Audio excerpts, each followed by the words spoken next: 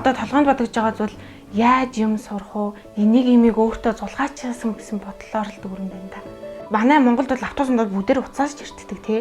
Тэгсэн чинь энд бол хүмүүс ном эргүүлээл эсвэл үзмж хараал тэгж явд юм билээ. Би яг информатикаар сураад монголчуудад яг энэ мэдээллийн технологи гэдэг зүйл чинь заавал ингээд донтох, дандаа ингээд шагаах, Facebook, Instagram-аар хязгаарлагдахгүй.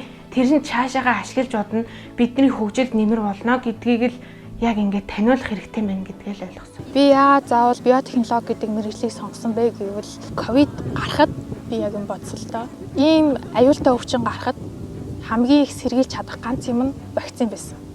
Тийм вакцин гаргаж байгаа хүмүүс нь Герман, Орос, Америк нэгдсэн улс гээд өндөр хөгжилтэй орнууд гаргаж ирсэн байхгүй. Яагаад Монгол ч гэсэн ирээдүйд ийм өвчин гарлаа гэхэд вакцины тийм өндөр хөгжилтэй компанитай байж болохгүй гэж. Тийм болохоор ер нь би нэрглийг ингээд зогсон.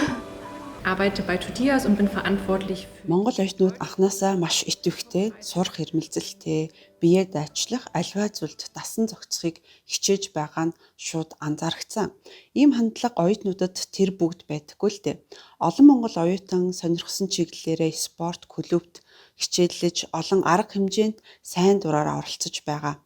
Энэ солилцооны хөтөлбөр, энэ төсөл манай улс Totias байгууллага оюутнуудын хувьд маш үнцэнтэй том боломж юм а. Цаашид энэ төслийг үргэлжлүүлэн хэрэгжүүлэх нь зүйтэй гэж бодож байна. Оюутнууд хагас жилийн дотор л гэхэд биеэ дааж төлөвсөж чадсанд нь талархаж тэдээр бас бахархаж байгаа.